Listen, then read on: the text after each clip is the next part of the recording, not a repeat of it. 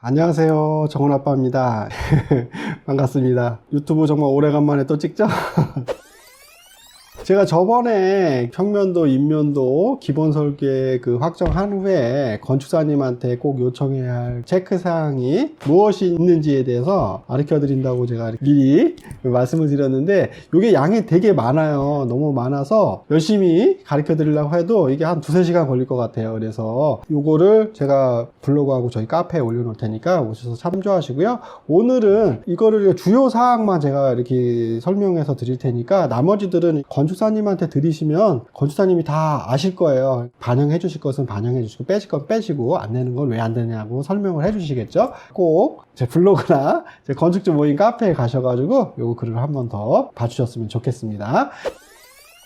지금부터 말씀을 드릴게요. 평면도하고 인면도가 끝나면 이제 건축사님이 하시는 일이 이제 많이 줄어들어요. 기본 설계가 끝난 다음에 뭘 하시냐면 이제 외주를 주십니다. 외주를 주시는데, 구조 기술사님한테 구조 설계를 맡기시고, 설비, 전기, 소방 여러 분야로 나눠서 건축 도면에 근거해서 그분들한테 외주를 주는데, 건축주님 의도를 설명을 안 해주시고 그냥 기본 도면만 주세요. 그러니까 건축주님이 생각했던 그런 의도라든지 꼭 반영하고 싶은 재료라든지 어떤 공법이라든지 건축주님이 요청했던 사항들이 반영이 안 되는 경우가 많아요. 그러다 보면 건축사님도 그걸 받아서 체크를 안 하고 그냥 건축주님한테 주시게 되면, 건축주님이 도면을 모르시니까 당연히 반영이 됐겠지라고 생각을 하시고 그냥 시공사한테 도면을 넘겨주게 되면 나중에 추가 비용이 엄청나게 발생이 되는 거죠. 그러니까 이 부분이 되게 중요한 건데요. 설계가 잘 돼야지 시공도 잘 되는 거예요. 도면에 모든 것이 포함되어 있으면 추가 비용도 없고 분쟁도 없는 거예요. 물론 조금 싸우긴 하겠지만, 일단은 도면에 모든 게 표기가 돼 있으면 그게 고스란히 견적에 반영되고 계약이 되고 공사를 그대로 하시면 되는 거예요. 근데 항상 문제가 되는 게, 도면에 없고 도면이 잘못 표기되어 있고 도면에 빠져 있고 도면에 누락되어 있고, 이런 것들 때문에 시공사하고 맨날 지지고 볶고하면서 싸우는 거예요. 그리고 추가 비용이 어마어마하게 많이 나오는 거예요. 건축주님은 당연히 도면에 모든 게 다 잘 돼 있을 것이라고 생각을 하시는데 전혀 그렇지 않습니다. 건축주님이 모르시니까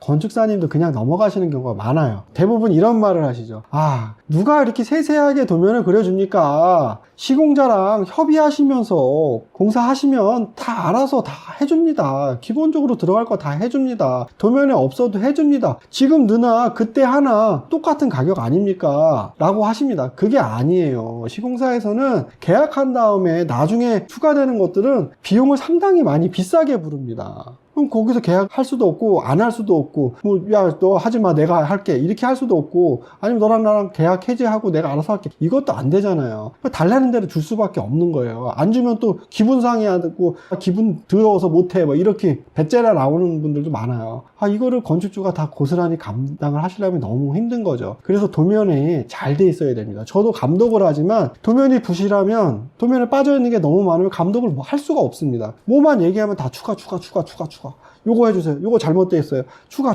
도면이 없는데요. 막 추가. 이렇게 돼버리는 거예요. 그러니까 걷잡을 수가 없어지는 거예요. 그래서 제가 저한테 감독 좀 해주세요, 뭐 컨설팅 좀 해주세요 라고 하면 도면 보고, 이거는 제가 할 수 있는 게 아닙니다 라고 포기를 해요. 근데 제가 도면을 10개를 보면 그 중에 1개 정도만 도면이 잘 돼 있고 나머지 9개 정도는 너무 많이 빠져 있어요. 이게 현실입니다. 건축주님들은 당연히 도면이 잘 돼 있을 거라고 생각하시는데, 제가의 기준에 저도 수백 건의 도면을 봤겠죠. 그쵸? 여기저기 자문도 하고 검토도 해드리고 해보면 진짜 피토하는 도면들이 많습니다. 제가 이렇게 보는 것도 그렇게 많은데 건축주님도 그분들 중에 한 분일 수도 있잖아요. 그쵸? 건축사님한테 욕은 많이 먹겠지만 그래도 이런 것들을 도면에 좀 표기해 주세요 라고 하는 것들을 제가 이렇게 좀 추려봤어요. 상가주택 기준이에요. 물론 빌딩이나 사옥 하실 때도 이런 걸 약간 수정 보완해서 쓰시면 돼요. 근데 저한테 도움 요청하시는 분들이 대부분 상가주택 하시는 분들이 많기 때문에 상가주택 위주로 해서 설명을 드리겠습니다. 제가 이거 지금 말씀드리는 거는 대한민국 어디서 가르쳐 주지도 않고 어디서 구할 수도 없는 자료들이에요. 제가 20몇 년 동안 이 건축을 해오면서 이런 것들이 도면에 표기가 돼 있어야지 건축주가 덜 피곤하고 추가 비용이 덜 들어가고 시공사를 조금 더 압박할 수 있고 그리고 제대로 공사를 할 수 있다라는 것을 집약해 놓은 거예요. 저도 먹고 살아야 되니까 감독을 잘하려면 도면에 뭐가 많이 들어가 있어야지만 그거 가지고 이거 해 도면에 있잖아 왜 이 도면에 있는데 안 했어 이렇게 얘기를 할 수 있겠죠. 제 무기인데 이렇게 가르쳐 드리는 거예요.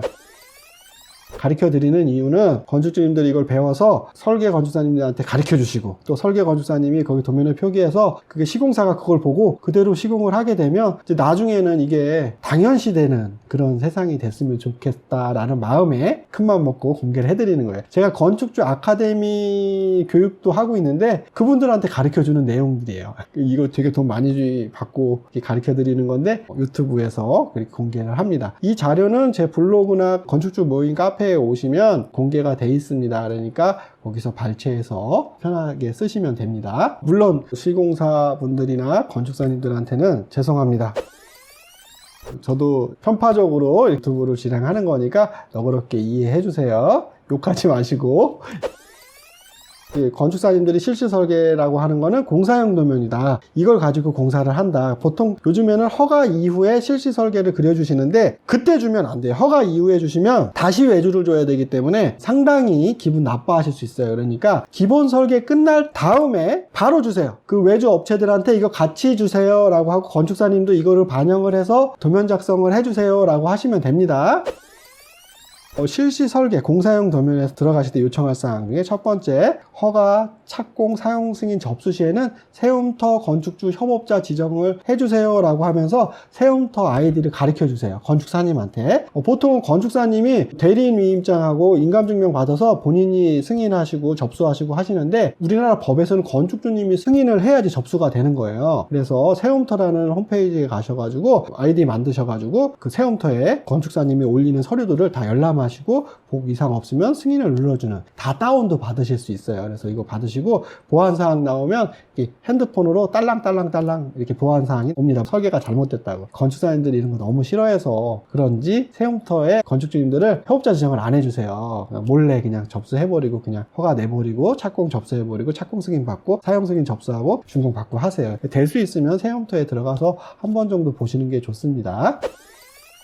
그리고 각 도면 목록표하고 표지를 작성을 해달라고 하셔야 돼요. 건축, 구조, 토목, 기계설비, 전기설비, 소방설비 목록표가 있어야 됩니다. 그리고 그 페이지 숫자가 있어야 되고요. 그리고 이 도면을 작성하실 때 투시더 포함해서 스케치업 한 4면 정도를 도면에 첨부를 해달라고 하셔야 돼요. 그래서 이거를 시공사가 공사하면서 투시도하고 스케치업을 이렇게 보면서 공사를 할 수 있게 하시는 게 좋습니다. 물론 스케치업이나 투시도 못 하시는 건축사님도 많은데 이런 분들은 좀 피하시는 게 좋습니다. 스케치업을 제공할 수 있는 건축사님을 찾으시는 게 좋습니다.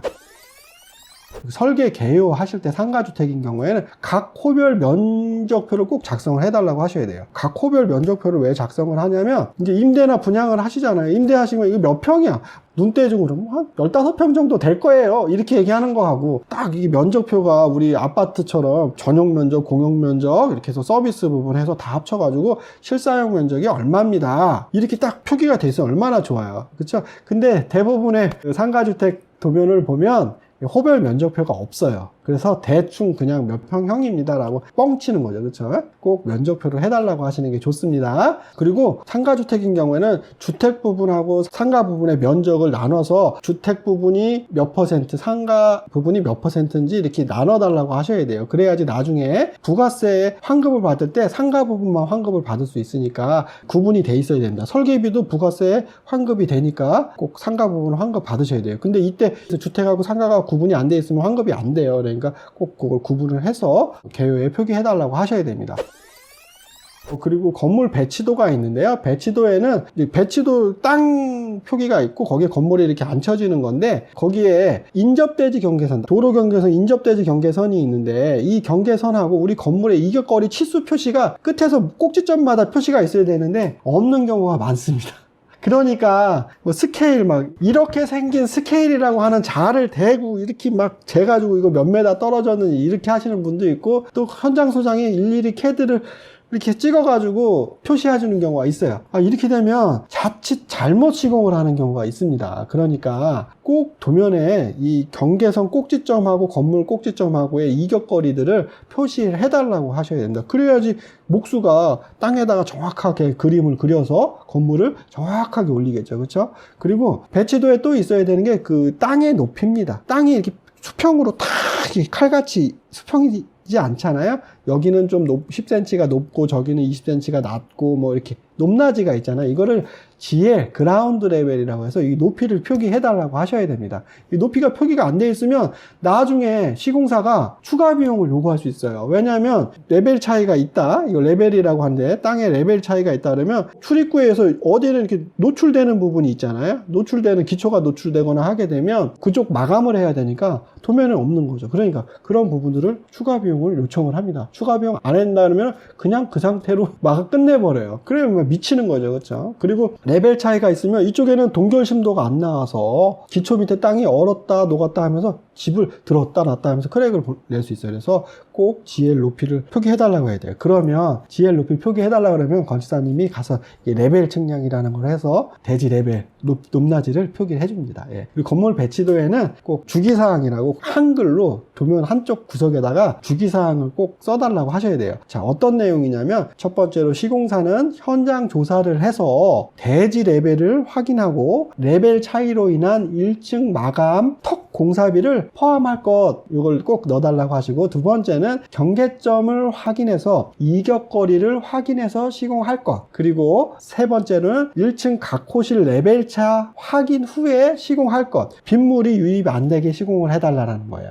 그리고 네 번째는 조경 경계석, 도로 경계석, 그리고 인접대지 경계석은 화강석 경계석으로 설치해달라고 하셔야 됩니다. 안 그러면 콘크리트로 그냥 싼 걸로 하시든가, 뭐 설치 안 하시는 분도 있고 막 그래요. 그냥 이렇게 빨간색으로 그려놓고 이게 경계요라고 하시는 분이 있어요. 경계석을 딱 해야 되겠죠. 다섯 번째는 1층 상가 같은 경우에는 기초에 묻히거든요. 그 화장실 같은 경우에 물을 쓰게 되면 엘보를 써서 나가는데 그러면 냄새가 올라와요. 그래서 여기 냄새 방지 트랩을 큰 걸 써달라고 하셔야 되고요. 여섯 번째는 오수, 우수, 맨홀, 그리고 빗물바지 집수정에는 인버터형으로 설치해달라고 했어요. 인버터가 뭐냐면 현장사도 몰라요. 인버터가 보여요. 그래. 맨홀 내에 물이 고이지 않게 이렇게 콘크리트로 채우는 거를 인버터라고 합니다. 그래서 물이 그냥 이쪽으로 들어오면 이쪽으로 나가는데 물이 고이지 않게 이걸 인버터라고 해요. 대부분 가서 지금 뭐 주변에 가서 이렇게 빗물바지 이렇게 맨홀 이렇게 안에 들여다 보시면 물이 차 있어요. 그 뭐가 냄새 나죠. 그리고 온갖 벌레, 모기 뭐 이런 거 엄청나게 막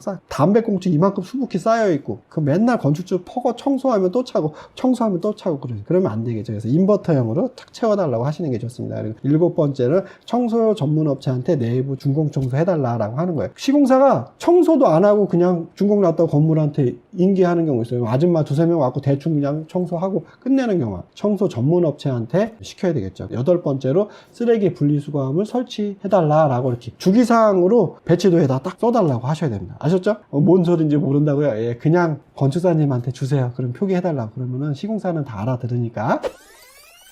주차계획도에는 카스토퍼가 있는데요. 차 탁 걸리는 거 있죠? 얘기 안 하면 그냥 갖다 들이받는 거예요. 그러니까 카스토퍼는 차량당 2개 설치하는 걸로 설계를 해달라고 하셔야 돼요. 하나만 하게 되면 넘어가 버려요. 그러니까 2개 설치해달라고 하셔야 돼요. 얼마 안 해요. 근데 도면에 표기 안 하니까 시공사에서 도면에 없다고 안 해버려요. 건축주는 당연히 그렇게 하겠지라고 생각하는데 도면에 없으면 시공사는 절대 안 합니다. 그리고 기둥 부분이나 코너 부분에는 주차가 이렇게 가다가 코너 딱 박으면 어떻게 돼요? 건물도 부서지고 차는 박살나겠죠. 그렇죠? BMW가 박살나면 힘들죠. 그렇죠? 상당히 곤란하죠. 그래서 코너 보호대를 설치해야 돼요. 이거 코너 가드라고 합니다. 이거 해달라고 하시고요. 그리고 주차계획대 도로 조명 부분이 있어요. 인도는 국가 땅이거든요. 우리 주차장으로 인도를 넘어간다 그러면 얘를 도로 조명을 해야 돼요. 요즘은 경계석도 도로 조명을 하라고 하는 또라이 공무원들도 있는데 당연히 국가권이니까 조명을 해야 되겠죠. 그렇죠? 옛날에 안 했는데 도로 조명 부분이 있으면 도면에 도로 조명 부분을 표시해서 도로 조명 신고를 해달라고 하셔야 돼요.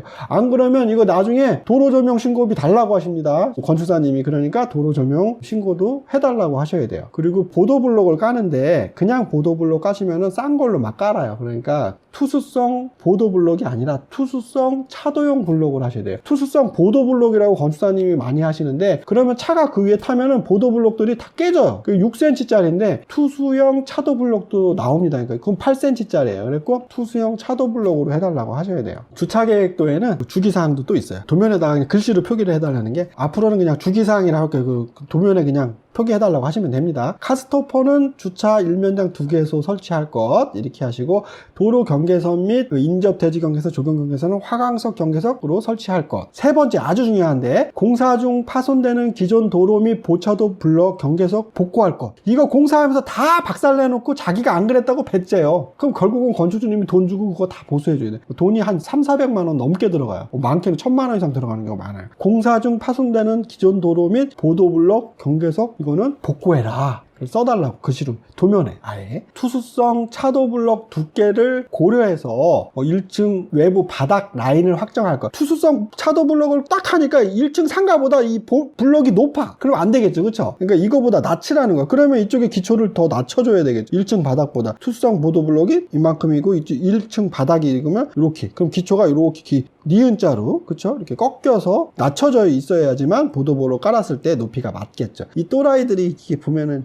그냥 해가지고 이 높아가지고 여기를 그냥 콘크리트로 놔두거나 페인트 칠하는 분들도 많아요. 도면에 아예 표기를 해달라는 거죠. 만약에 안 돼 있어, 이 도면에 이렇게 표기돼 있는데 너 왜 이렇게 했어? 철거하고 다시 해. 그러면 어쩔 수 없이 도면에 돼 있으니까 그냥 자기네들 돈 들여서 하겠죠. 건물 외부랑 만나는 창호 하단은 액체 방수를 해야 돼요. 비가 오면 젖어서 안으로 들어간단 말이에요. 그래서 일부 상가들 오면 비 오는 날 보면 앞에 그 안쪽에 물이 이렇게 젖어 있는 경우가 많아요. 이게 뭐냐, 방수를 안 해서 그래요. 바깥에서 비가 막 폭우가 쏟아지면 이게 젖어가지고, 기초가 젖어가지고 1층 안으로 들어오는 거예요. 그러니까 거기를 방수를 해달라고 표기를 하셔야 됩니다.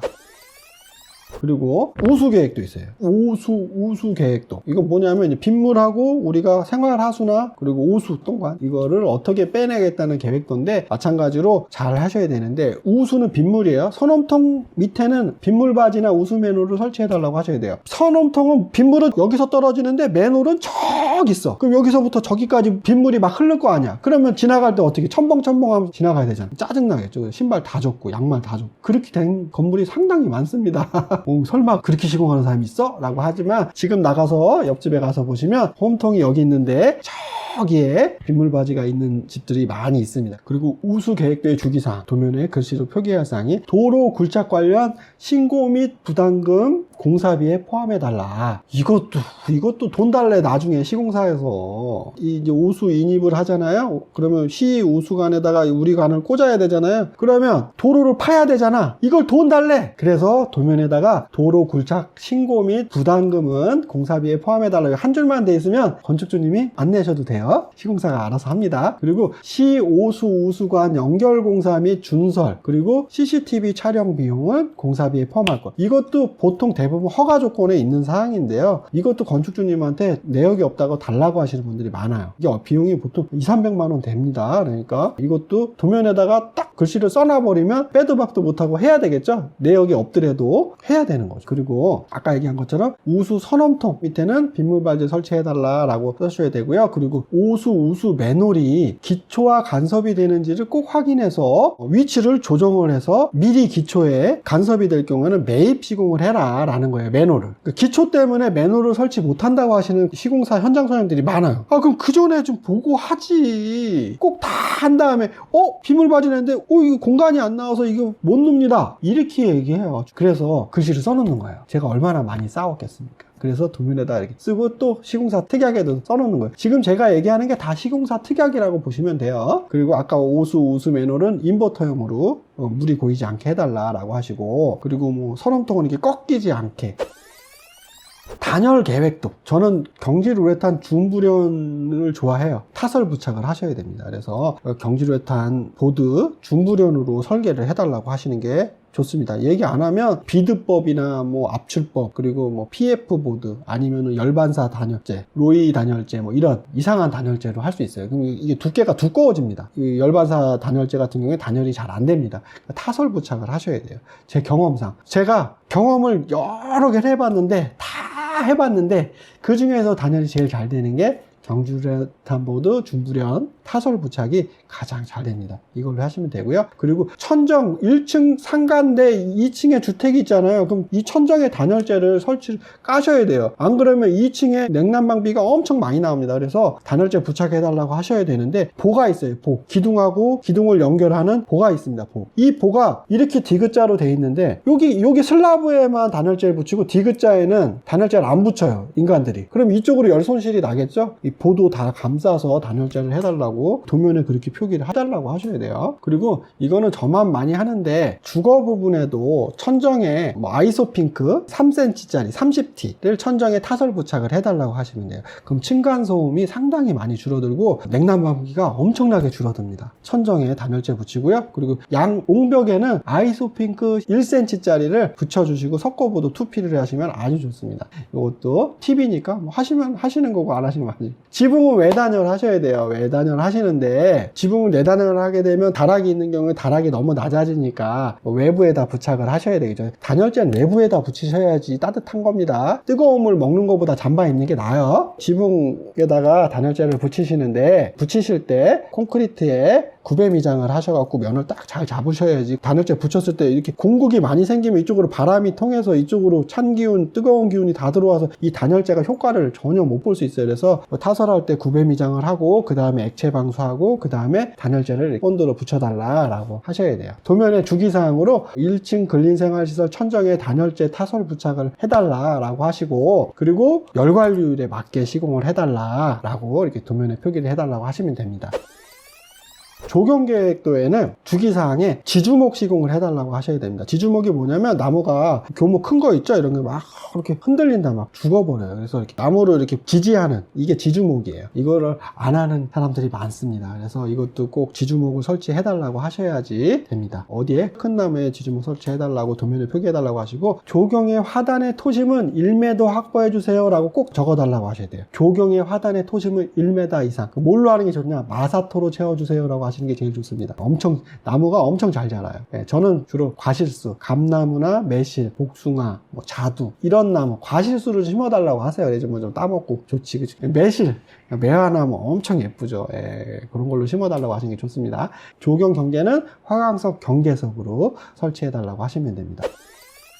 그리고 꼭 5개 광고물 계획도가 있어요. 이거 광고물 계획도 꼭 그래도 작성해달라고 하셔야 돼요. 외부에는 채널 간판으로 해달라고 하시는 게 좋고요. 그리고 주치입구에는 건물 간판하고 인대시 간판 위치를 다 표기해달라고 하셔야 되고, 우편함 위치 표기해달라고 하셔야 돼요. 그래서 주기사항에 각 호실 분전방과 공용 분전함에 간판용 전원 제어 타이머를 설치해달라고 하시면 돼요. 저녁 때 켰다가 아침에 껐다. 이거 얼마나 힘들어요. 그 전기세 엄청 많이 나오겠죠. 새벽에 아무도 안 보는데 불 켜져 있으면 어떻게, 그렇죠? 타이머가 있어요. 타이머. 8시에서 10시까지만 불 켜지게 하는 타이머를 설치해달라고 하시고요. 그리고 건물 외부 간판은 채널 간판으로 설치해달라고 하시는 게 좋습니다. 주간에 검정색으로 보이고 야간에 불 켰을 땐 흰색으로 보이는, 저는 이게 되게 예쁘다고 생각합니다. 그리고 간판 표기 위치에 전기선 인입해달라고 얘기를 해주시고요. 그리고 우편물 수치함은 제가 봤을 때는 얘기 안 하면 진짜 싸구려 3,000원짜리 갖다가 막 해요. 아시죠? 그 은색 스텐으로 되어 있는 그 싸구려, 그거 아주 안 좋아요. 골든포스 제품으로 벽체 매입 설치할 것이라고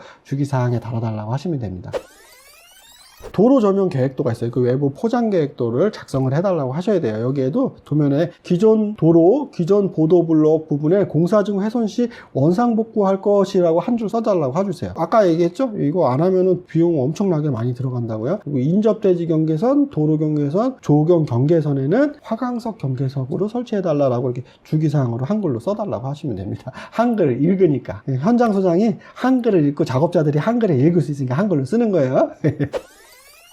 방범 시스템 계획도가 있어요. 이것도 작성 안 하시는 분도 많아요. 요즘 상가주택은 무조건 이거 하셔야 되는데 안 하시는 분도 많은데, 이거 전기 설계 업체한테 외주 주실 때도 알려달라고 얘기하셔야 되고요. 1층 출입구에 코맥스 로비폰 설치해달라고 하셔야 되고요. 될 수 있으면 1층은 자동문으로 설치해달라고 하시는 게 좋습니다. 이거 열고 닫는 거 막 이거는 안 좋습니다. 요즘에 누가 이거 합니까? 다 자동문이죠. 그렇죠? 태양 자동문. 이거 좋습니다. 태양 단열 자동문. 이걸 해달라고 하시면 되고요. 2층에서 4층까지 현관 카메라, 그리고 각 세대 비디오폰, 현관 디지털 도어락 설치. 요거 꼭 도면에 표기해달라고 해주셔야 돼요. 안 그러면 이거 나중에 추가 비용인데, 이거 얼마 들어가냐면 한 500~600만 원 들어갑니다. 도면에 표기되어 있으면 한 200~300이면 되는데, 도면이 없으면 부르는 게 값이에요. 꼭 이거 넣어달라고 하셔야 돼요. 주택인 경우에. 저희가 주로 이제 방범계획도 주기사항에 뭘 써달라고 하냐면 210만 화소 이상의 카메라 설치해주고, 그 210만 화소 정도 되면 얼굴이 다 보이거든요. 얘기 안 하면 막 100만 화소 말하고 얼굴도 안 보여. 이게 CCTV를 왜 다른 거야? 막 얼굴이 보여야 되겠죠. 그리고 카메라형, 건물 주변이 보통 사각형이잖아요. 그럼 사각어깨 하려고 그러면 몇 개, 얘기 안 하면 4개만 설치해. 그러면은 이쪽으로 가는 사람은 뒤통수만 찍히는 경우가 많아요. 양쪽에서 양방향으로 이렇게 보고 있어야 되겠죠. 그러면 몇 개? 8개는 기본으로 건물 외부에 8개 카메라용을 설치해야지 되고요. 주차 부분이 잘 나와야 되겠죠. 주차십이 많잖아요. 문콕했다, 뭐 누가 여기 긁고 갔다, 뭐 누가 접촉해놓고 켰다, 그쵸? 주차장 부분은 정말 잘 찍게끔 이 화각을 조정을 하셔야 되고, 그리고 주출입구 부분도 좀 화각을 잘 조정을 하셔야 되겠죠. 그래서 건물 주변에 사각이 없게 이렇게 8개만 딱 설치해 놓으면 도둑놈 못 들어와요. 그리고 차 긁어도 어차피 걸릴 거니까 미리 이실 짓고 하죠. 욕먹기 싫으니까. 그쵸? 그리고 실내 도움은 카메라가 3군데 정도 하면 돼요. 1층 들어와서, 자동문 들어와서 엘리베이터 타기 전에 거기 앞에다 딱 달아놓는 거예요. 그럼 들어온 놈들은 다 얼굴이 찍히는 거예요. 그쵸? 그리고 엘리베이터 안에 또 하나가 있는 거예요. 엘리베이터에서 사고 나는 경우가 많죠. 그쵸? 그래서 엘리베이터에서도 하나.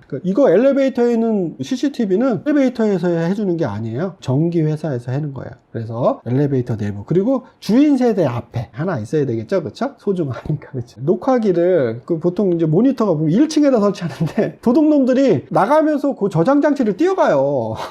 왜 거기다 설치하는지 저는 모르겠어요. 최상층 복도에다 설치하시는 게 좋습니다. 저장 장치를. 그럼 도둑놈이 저장 장치를 찾다가 그냥 가버려요. 그리고 4층 같은 경우에는 털고 잽싸게 나오다 보니까 깜빡하고 안 갖고 다시는 안 올라가겠죠. 4층에다가 하셔야 되고요. CCTV 모니터 함은 옹벽 매입형으로 해서 최상층 계단실 벽면에다 딱 매입시켜 놓으시는 게 좋습니다. 녹화기 채널은 16채널, 8채널, 16채널 이렇게 나오는데 16채널로 해달라고 하시는 게 좋습니다. 그리고 저장 장치는 8테라 정도 돼야 돼요. 그래야지 한 15일 정도가 이렇게 저장이 됩니다. 그러니까 8테라 정도. 그리고 모니터는 22인치 정도 돼야지 16채널이 이렇게 보여요. 그리고 도시가스 배관이 노출되어 있다고 하면, 우리 스파이더맨들 많죠. 도시가스 배관 막 타고 올라다니시는데 거기에 가시형 방범 덮개를 시공해달라고 주기사항 써달라고 좀 좋습니다. 그리고 도시가스 배관은 스텐 배관으로 해달라고 하시는 게 좋습니다. 저는 옛날에는 다 노출했는데 요즘에는 도둑놈들이 많으니까 화강석을 붙이는 건물인 경우에는 단열재하고 옹벽하고 이 돌 사이에 공간이 있어요. 그래서 요 사이에다가 도시가스 배관을 매입시키는 거예요. 그러면 외부에서 도시가스가 배관이 안 보이겠죠. 그렇죠? 그래서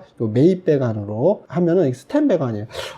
노출 배관하고 얼마 정도 차이 나냐면 150에서 200만 원 정도 차이 나요. 상가주택 기준에. 그래서 저는 150만 원 정도면 건물 깨끗하게 안으로 매입하는 게 좋다. 왜냐하면 이 도시가스 배관은 한 3~4년 지나면 페인트 칠한 게 다 벗겨져. 지저분해. 지금 나가서 옆집을 보시면 어떻게 되는 건 아시겠죠? 그렇죠?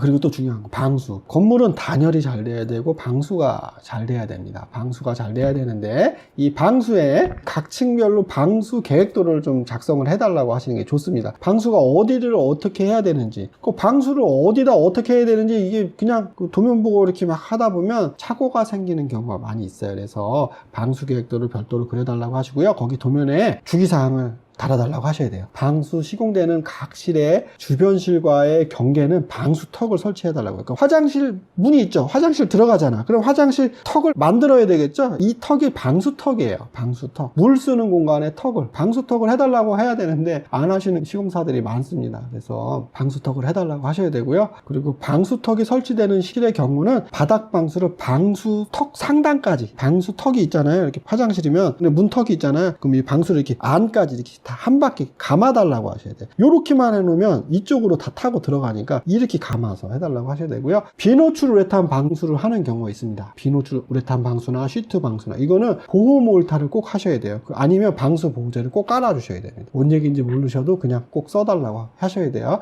보호 몰타리나 방수 보호제를 깔으셔야 돼요. 안 그러면 방수층이 깨져요. 예, 그러면 어디가 새는지도 모르고 계속 새요. 그러면 보수하려면 바닥을 다 드러내야 되니까 돈이 어마어마하게 드는 거죠. 방수 보호제 꼭 깔고 그 다음에 타일을 붙이든 뭐 다른 작업을 하든 하라고 하셔야 됩니다. 그리고 방수가 이렇게 바닥하고 벽이 있잖아요. 여기를 코너 부분이라고 하는데 이 부분을 보강을 시공을 해달라. 보통은 뭐 비노출에탄 방수로 액체 방수 한 다음에 보강 시공을 합니다. 이 코너 부분은. 이거 얘기 안 하면은 그냥 대충 해요. 이거 크랙 다 가고 물 다 새요. 꼭 여기 보강을 해달라고 하시는 게 좋습니다. 그리고 바닥 방수 시에 이렇게 치켜 올림, 이렇게 방수 여기까지 하면 물이 다 새겠죠? 그러니까 이렇게 치켜 올림을 해야 되는데 이 치켜 올림하는 요 높이가 30cm 이상 돼야 됩니다. 안 그러면 10cm만 해갖고 타일 깔면 뭐 요만큼 돼갖고 샤워하면 요 홀락 다 넘어가갖고 물 다 새요. 30cm 이상 해달라고 해야 되고요. 그리고 방수의 입상 높이, 화장실은 1.5m, 샤워하는 부분은 1.8m 정도 돼야 돼요. 왜냐면 물을 이렇게 뿌리니까 물이 다 튀겠죠, 벽에. 제가 키가 175인데 제가 해도 막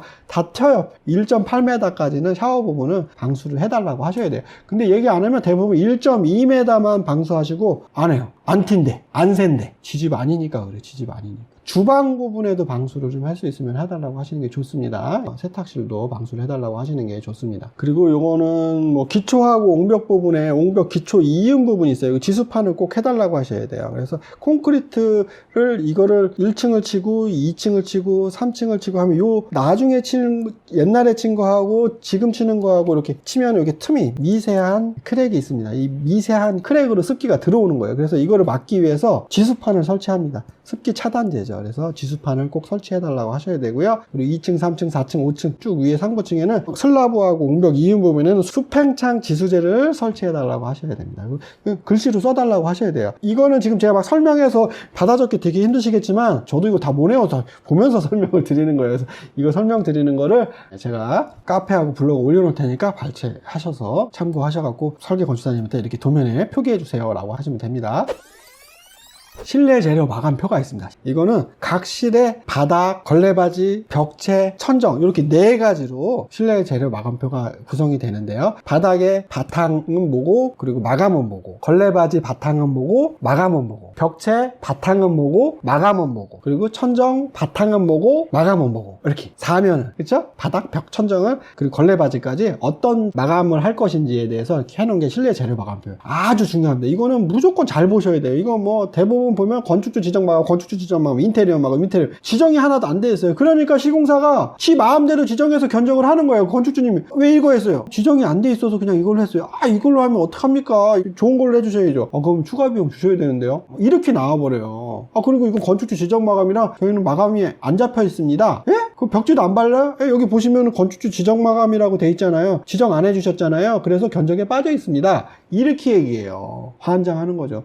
지금 만약에 설계 중이신 분들도 실내 자료 마감표 보세요. 건축주 지정 마감이라고 엄청 많습니다. 마감이 정확하게 지정이 안 돼 있어요. 그러니까 이거를 건축사님한테 건축주 지정 마감이라고 하지 마시고 건축사님이 재료를 다 지정을 해주세요. 그래서 만약에 이게 제 마음에 안 들면 이거는 수정해달라고 하겠습니다 라고 이렇게 해서 각 실에 바닥, 걸레바지, 벽체, 천정 마감을 다 지정을 해달라고 하셔야 돼요. 하나도 빼놓지 말고. 그리고 나서 그거를 빼거나 수정하거나 하세요. 건축주님이 지정을 해달래요. 뭘 알아야 지정을 하지. 뭐 알아요? 모르잖아요. 뭐가 어떻게 들어가는지 모르잖아요. 그럼 지정을 해주면 검색해갖고 이거구나 라고 할 수 있고, 또 이거보단 이게 낫지, 그쵸? 바꿀 수가 있잖아, 그쵸? 그러니까 실내 재료 마감표 작성하실 때 각 층에 각 실별로 누락 없게끔 다 표기를 해달라고 하셔야 돼요. 그리고 또 각 호실에 SL하고 FL이라고 있어요. 이게 뭐냐면 슬라브의 높이 그리고 바닥 마감의 높이예요. 이거를 실내 재료 마감표에 표기해달라고 하셔야 돼요. 그래야지 시공사가 슬라브에서부터 장판 마감까지가 두께가 어느 정도구나 라고 알아서 그걸 맞춰서 시공을 하거든요. 없으니까 대충 눈대중으로 하니까 막 방마다 높이가 틀리고 1호실하고 2호실하고 틀리고 막 개판 5분 전 돼요. 그렇게 시공하는 사람 일부분이겠지만 다 그런 건 아니에요. 잘 하시는데 좀 과장되게 얘기했습니다. 그 과장되게 얘기해야지 막 또 적으실 거 아니에요. 그렇죠? 예, 대부분 잘 하시는데 막 시공하시는 분들이 있어서 그런 거예요. 그 재료 마감표의 주기사항에는 뭐가 있냐면 첫 번째로 평면도, 인면도, 단면도 재료 마감보다 재료 마감표를 우선해서 시공해라 라고 이렇게 하셔야 돼요. 왜냐면 평면도, 인면도, 단면도를 하다 보면 막 다 크로스가 안 돼. 막 여기는 장판, 여기는 마루라도 있고 저기는 타일로 돼 있고 막 섞여 있어. 개판 5분 전 되는 거죠. 그렇죠? 어느 걸 지정을 해. 예, 시공사는 제일 싼 걸로 지정합니다.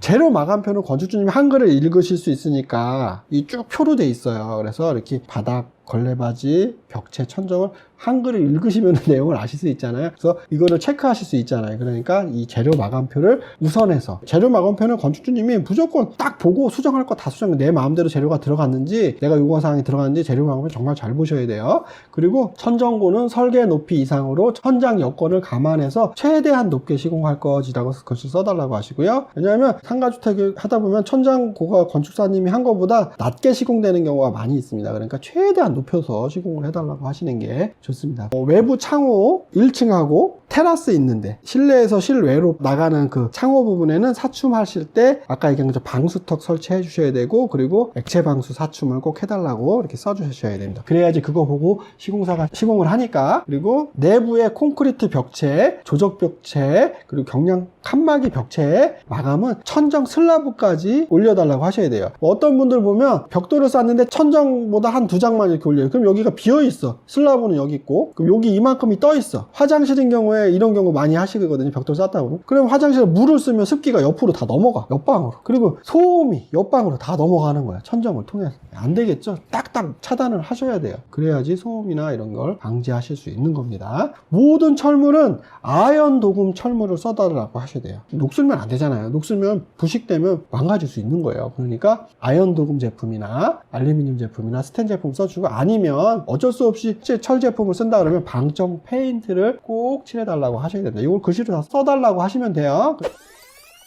그리고 기타 사항으로 뭐 종합적으로 얘기를 하면 구조 도면에 창호 오픈 사이즈를 표기해 달라고 하셔야 돼요. 구조 목수분들이 창호 사이즈를 이렇게 건축 도면 보고 왔다 갔다 하면서 실수하는 경우가 많아요. 그러니까 구조 도면에 창호 오픈 사이즈를 얘는 가로 세로가 얼마입니다 라는 거를 이렇게 표기해 주시면 참고해서 실수 없이 창문 오픈을 합니다. 그리고 1층 계단 하부에 창고를 많이 설치하시는데 거기에 환기구가 없는 경우가 많아요. 그러니까 막 곰팡이 슬고 냄새 엄청 나겠죠. 거기에 보통 이제 보수용 자재들을 갖다 놓는데 막 썩고 막 냄새 엄청나요. 환기창을 만들든지 환풍기를 만들든지 하셔야 됩니다. 예, 그거 얘기 안 하시면 그냥 꽉 막혀 있어요. 그러면은 아무 창고로 쓰지도 못해요. 그리고 하나 팁은 창고 도어 할 때 하부에 그릴형 도어, 공기가 통하는 도어를 하게 되면 습기가 빠져나가겠죠. 그렇죠? 그거를 해달라고 하시면 되고요. 그리고 각 층 도면에 평면도에 냉난방 위치하고 실외기 위치를 꼭 표기해달라고 하셔야 돼요. 그래야지 그거 보고 냉난방 설계라든지 실외기, 이제 전기 이런 것들을 다 하니까. 그리고 1층하고 각층 테라스가 있다면 테라스에 청소할 수 있는 유지관리용 동파방지 수전을 설치해달라고 하셔야 됩니다. 건물이 있는데 건물 외부 청소를 하거나 뭐 이제 주변 청소를, 물 청소를 하려고 하면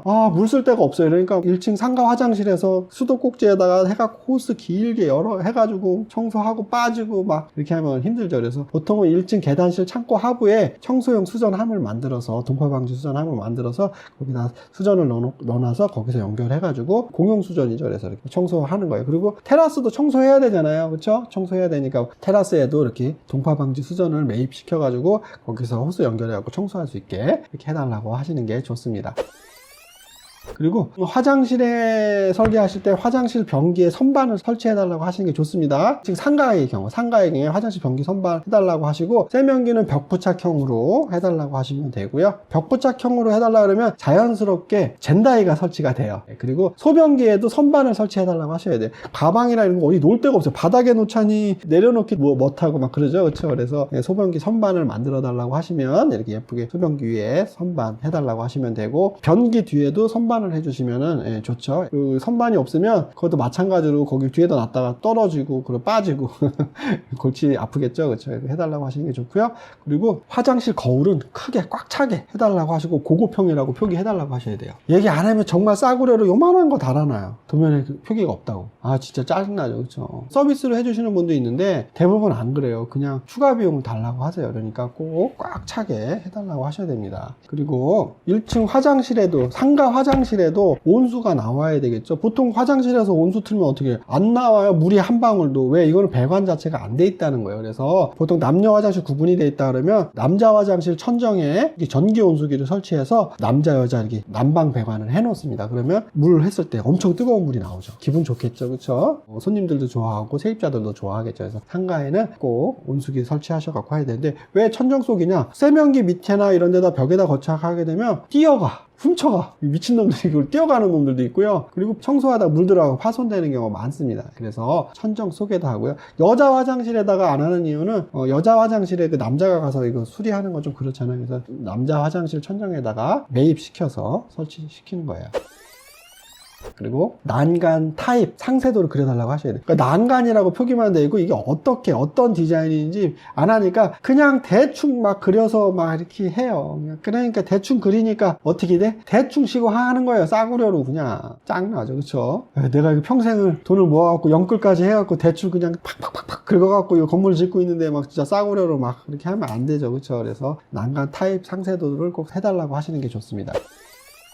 그리고 주택의 현관은 100% 결로방지 경첩형 도어로 해달라고 하셔야 돼요. 뭐라고요? 주택의 현관 도어는 결로방지 단열 경첩형 도어로 해달라고 하셔야 돼요. 저희 집은 단열 도어가 아니라 겨울에 고드름이 문에 쫙 껴요. 결로로 얼음이 얹는 거예요. 짜증나죠. 그렇죠? 단열 도어로 하셔야 되는데, 단열 도어로 하신다고 하면 경첩형 도어는 다 단열 도어를 쓸 수밖에 없어요. 그래서 경첩형 단열 도어로 해달라고 하시고요. 제가 봤을 때 가성비 좋은 게 금강방음. 요즘에 선전 나오죠. 금강 단열방음. 좋습니다. 그리고 현관 도어를 하실 때 도어 체크하고 자동 멈춤 설치해달라고 하셔야 돼요. 그러니까 도어를 열면 자동으로 이렇게 닫히는 거 아시죠? 계속 잡고 있을 수가 없으니까 말발굽을 해가지고 이렇게 세워놓는 거. 도면에 표기해달라고 하셔야지 시공사가 설치를 해줘요. 이거를 도면에 표기해놓으면 그냥도 해주는데 표기가 안 돼 있으면 이거 해달라고 그러면 추가 비용이 한 10만 원 정도 달라고 해요. 그러니까 어떻게 하라고요? 도면에 표기해달라고 하셔야 되고요. 주택 방문 도어는 모두 ABS 도어로 해달라고 하셔야 돼요. 목문으로 하게 되면 진짜 목문으로 시공을 해요. 그러니까 가습기 틀고 막 하니까 습기가 많으니까 문이 뒤틀려 2, 3년만 쓰면. 그러니까 막 문이 잘 안 닫히고 걸리고 삐그덕거리고 막 이래요. 처지고. ABS는 합성수지 도어라 화장실만 ABS 도어 썼는데, 화장실만 쓰지 마시고 다른 것도 다 ABS 도어로 쓰세요. 가격 차이 안 납니다. 안 나. 근데 목문으로 설계된 거를 ABS 도어로 해달라고 하면 추가 비용을 달래요. 시공사에서. 황당하죠. 최초 설계 시부터 ABS 도어로 방문은 해달라고 하시면 그냥 목문이랑 똑같은 가격에 견적이 들어와요. 추가 비용도 없이. 다 돈 벌어 가시는 거예요. 제 경험담입니다. 그리고 방문 도어에는 일자형 도어 스토퍼를 설치해달라고 하셔야 돼요. 문을 탁 열면은 이 손잡이 때문에 벽을 땅 치면 벽이 파손이 되겠죠. 그렇죠? 그래서 이걸 방지하고자 문 상단에 이렇게 일자형 도어 스토퍼 땅 닿으면은 이렇게 삐숑 이렇게 해갖고 이렇게 스프링이 달려가지고 벽에 안 부딪히게 하는 거. 스토퍼라고 해요. 해달라고 하시면 되고요. 써달라고 하시는 거예요. 도면에다가. 주택에서 커튼박스 설치하실 때 창문 부분만 이렇게 커튼박스 하시는 분들이 있어요. 원래 그렇게 설계 다 하니까. 그렇게 하면 커튼이 좀 큰 거라든지 벽에 액자라든지 걸게 되면은 좀 보기 싫으니까 할 때 그냥 길게 이쪽 벽에서 이쪽 끝에까지 커튼박스를 길게 벽 끝까지 설치해달라고 하시면 좋습니다. 그리고 외부 창호는 LG 하우시스가 좋습니다. 제가 봤을 때는 가성비가 제일 좋고요. 그러니까 창호는 지인, 그리고 유리도 지인, 그리고 마루도 강마루도 지인, 벽지도 지인. 그 지인으로 세팅하면 세입자들이 좋아해요. 그리고 요즘에는 그 주방에 그 음식물 분쇄기를 많이 써요. 그래서 그 콘센트 꼭 해달라고 하시고, 주방에 들어가는 오븐이라든지 전기레인지, 전자레인지, 정수기 이런 거 엄청 많잖아요. 그 콘센트를 좀 많이 해달라고 하셔야 됩니다. 그리고 지붕은 종류가 많죠. 뭐 기와가 있고 칼라 금속 기와가 있어요. 칼라 금속 지붕, 그리고 징크 지붕, 싱글, 아스팔트 싱글 종류가 다양하게 있는데, 요즘에 제일 많이 쓰는 게 리얼 징크죠. 리얼 징크. 징크인데 영어로 하면 리얼 징크 하면 진짜 징크인데, 리얼? 그쵸? 징크인데 진짜 징크인데 가짜 징크예요. 그냥 칼라 강판에 도색한 거를 리얼 징크라고 합니다. 보통 0.5T고요. 이걸 제일 많이 써요. 제일 싸니까. 근데 여유 되시면 최소한 알루미늄 징크로 쓰시는 게 좋습니다. 알루미늄 징크는 0.7T부터 나옵니다. 두께가 틀리죠. 그리고 오래 가요. 변색도 안 되고. 그래서 난 제대로 짓고 싶다 그러면 동지붕이나 아니면 티타늄 아연판 징크를 써주시면 좋습니다. 이거는 뭐 1회배당 메타 제곱당 18만원에서 20만원 정도 해요. 그 정도 들여서 지붕하면 멋있긴 하죠. 동은 그냥 구리색이 나다가 자연산화가 돼서 갈색으로 변색됐다가 나중에 초록색으로 변색이 돼서 예쁘게 되는데, 징크는 티타늄 아연판 징크는 회색밖에 없어요. 없습니다. 그리고 징크 시공을 하실 때 어떻게 시공을 하시면 이제 단열재를 액체 방수하고 지붕에 단열재를 본드 부착하고 그 다음에 아연도 각관이나 스텐 각관으로 부식되지 않는 걸로 틀을 만들어서 그 위에 12mm 내수압판을 깔고 거기에 방수 시트를 깔고 그리고 그 위에 델타 멤브레인이라고 하는 소음 방지를 깔아요. 이게 결로도 방지해주고 그리고 소음도 줄여주는 거예요. 그래서 요거 델타 멤브레인을 깔아준 다음에 징크를 시공을 하는 거예요. 근데 대부분 델타 멤브레인을 많이 빼먹습니다. 그래서 요것도 잘 확인을 하셔야 됩니다. 도면에 그렇게 써달라고 하시면 되고요. 그리고 외부 창호 부분에는 창하부는 항상 어떤 자재를 하든지 창하부는 3cm, 30mm 이상 돌출을 하셔야 돼요. 창대라고 하죠. 창대. 3cm 이하로 돌출되어 있으면 먼지가 쌓여서 벽을 오염시켜요. 마스카라 오염이라고 합니다. 그래서 이 마스카라 방지 오염하기 위해서 3cm는 꼭 튀어나오게 해야 돼요. 이것도 도면에 글씨로 써달라고 하셔야 돼요. 안 써져 있으면 시공사가 또 안 뽑아 인간들이. 그러면은 정말 눈물 막 나는 거야. 창문 밑에가 지저분한 건물들이 많아요. 그리고 뭐 두껍석도 다 3cm. 그러니까 외부 돌출되는 것들은 창문이나 돌들은 3cm 정도가 이렇게 돌출이 돼 있어야지 먼지가 벽을 타고 안 흘러서 오염을 되니까 창대 해달라고 하시면 되고요. 그리고 아주 중요한 거예요. 계단실하고 엘리베이터하고 접한 방이나 거실이나 이런 벽면은 단열을 좀 해주셔야 돼요. 왜냐하면 결로가 많이 차요. 계단실에 난방을 안 하잖아요. 엘리베이터실에 난방을 안 하잖아요. 그래서 난방을 많이 하게 되면 그쪽에서 곰팡이가 많이 쓸어요. 그럼 냄새가 엄청 많이 나겠죠. 그렇죠? 그래서 그쪽 부분에는 석고보드 붙이기 전에 아이소핑크 2cm 정도 되는 거를 부착을 해주셔야 돼요. 그리고 석고보드 부착하고 벽지 붙이시게. 이렇게 하셔야지 단열이 잘 됩니다. 그리고 소음이 전달이 덜 돼요. 엘리베이터가 2층입니다. 3층입니다. 이게 엘리베이터 벽에 방이 붙어 있으면 이 소리가 계속 나요. 짜증 나겠죠. 그렇죠? 그러니까 아이소핑크 단열재를 꼭 부착해 달라고 한 줄 쓰셔야 돼요. 힘드네요. 여기까지 제가 알려드렸고요. 이거 다 평면도, 인면도, 단면도 뭐 되게 많아요. 근데 지금 시간이 많이 돼서 오늘은 여기까지만 찍고 다음에 1층 평면도, 단면도, 인면도 그리고 기타 전기, 설비, 창호도 뭐 여러 가지 또 다른 사항들에 대해서 도면에 꼭 표기해야 될 거를 또 알려드리도록 하겠습니다. 지금 얘기하는 거 보니까 정훈 아빠님 이거 다 시공사항 아닙니까? 라고 해요. 이거 시공사한테 얘기해야 되는 거 아닌가요? 막 얘기를 하세요. 그러죠, 당연히. 시공사한테 얘기를 하면 늦었다는 얘기죠. 이미 견적이 끝났다는 얘기죠. 계약에 포함이 안 됐다는 얘기죠. 도면에 표기돼야지 이걸 시공사가 견적을 해갖고 시공을 하는 거예요. 그러니까 이 도면은 시공도면이에요. 시공을 할 수 있는 도면. 그러니까 시공에 대한 내용이 도면에 들어가야 되는 거예요. 그쵸? 그래야지 견적을 낼 거 아닙니까? 그래야지 그걸 보고 시공을 할 거 아닙니까? 그러니까 이게 다 시공에 대한 내용을 도면에 다 표기를 해야 된다는 거예요. 물론 제가 나중에 시공편에 대해서 또 따로 얘기를 하겠지만 설계가 정말 중요하고 또 중요하고 또 중요하고 또 중요하고 또 중요합니다. 지금 막 연락 많이 오세요. 시공편은 언제 해줍니까? 시공편은 언제 찍어요? 막 이렇게 하시는데 제 설계가 다 시공이에요. 지금 제가 이렇게 영상을 나눠서 찍는다고 하는 영상만 다 설계에 반영만 되셔도 뭐 걱정하실 필요가 없는 거예요. 한글 다 있잖아요. 그쵸? 한글 있잖아요. 건축주님 한글 몰라요? 외국 사람인가? 외국 사람도 한국말 알아요. 그러니까 도면에 한글로라도 써달라고 하시면 됩니다. 그러면 시공사가 그거 보고 현장 소장이 그거 보고 시공을 하는 거예요. 안 했어. 도면에 있는데 안 했어. 왜 안 했어? 도면에 있는데 왜 안 했어? 이렇게 얘기하는 거 저처럼. 그러니까 도면에 표기가 돼야 되겠죠. 오늘은 여기까지만 할게요. 제가 목이 쉬어서 지금 거의 9시가 다 돼가는데 땀도 많이 나고 오늘은 여기까지 하고요. 좋아요, 구독 많이 눌러주셔서 감사한데 더 많이 눌러주시면 더 많이 제가 영상을 찍도록 노력하겠습니다. 태클 거는 거 그렇게 하는 사람이 어딨어 막 이렇게 그런 사람들은 안 보시면 돼요. 뭐 저 마음 상처 받지 않게 그런 것들은 자제해 주시고 제 기준에서 말씀드리는 거니까 제가 경험한 내용을 말씀드리는 거니까 너그럽게 이해해 주셨으면 좋겠습니다. 오늘은 여기까지 하고요. 다음 시간에 또 뵙도록 하겠습니다.